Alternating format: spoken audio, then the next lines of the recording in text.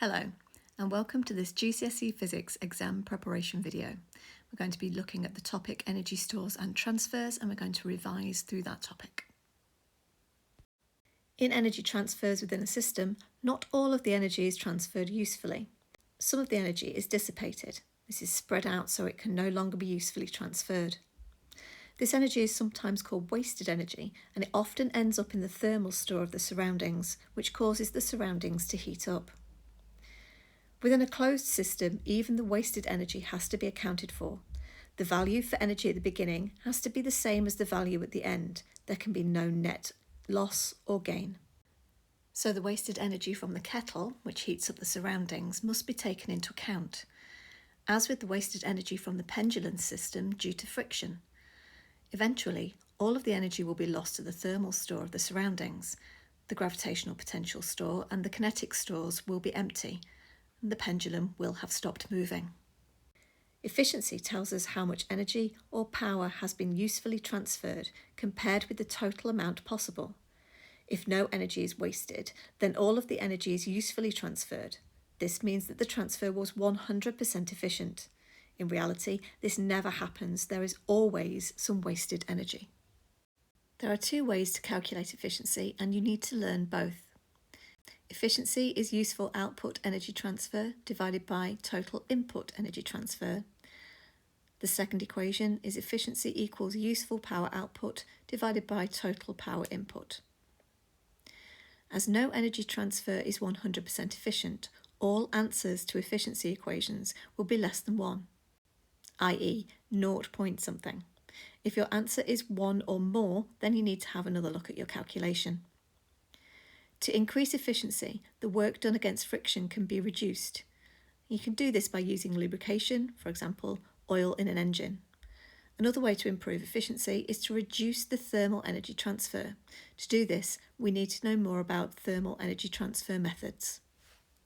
Conduction is the process where heat is transferred in solids. Vibrations of the particles pass energy on through the structure of the solid.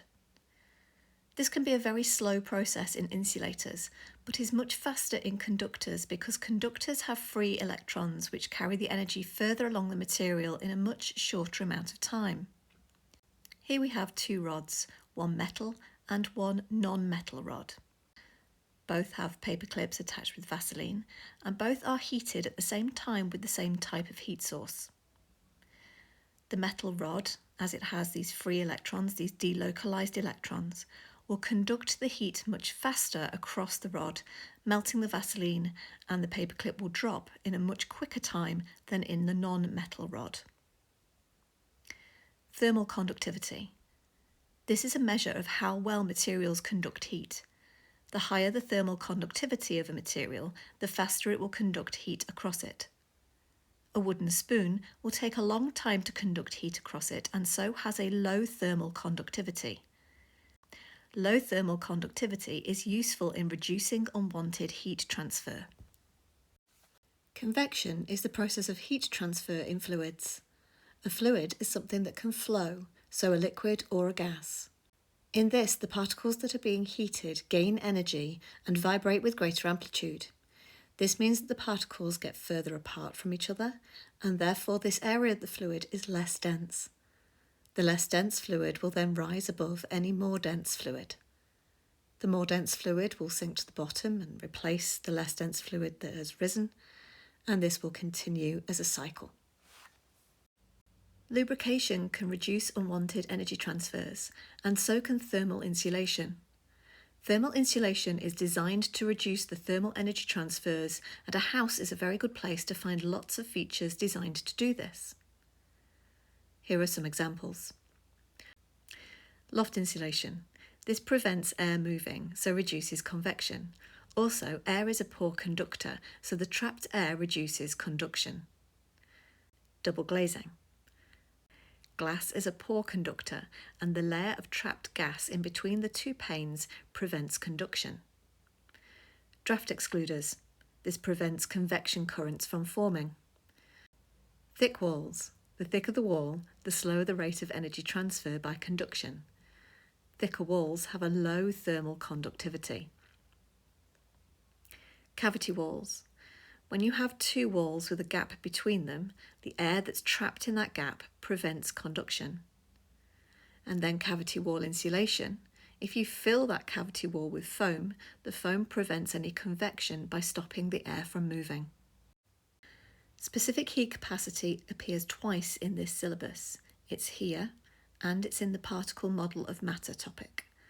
Both of these topics are paper 1, so the only place you will be examined on specific heat capacity is in the paper 1 exam.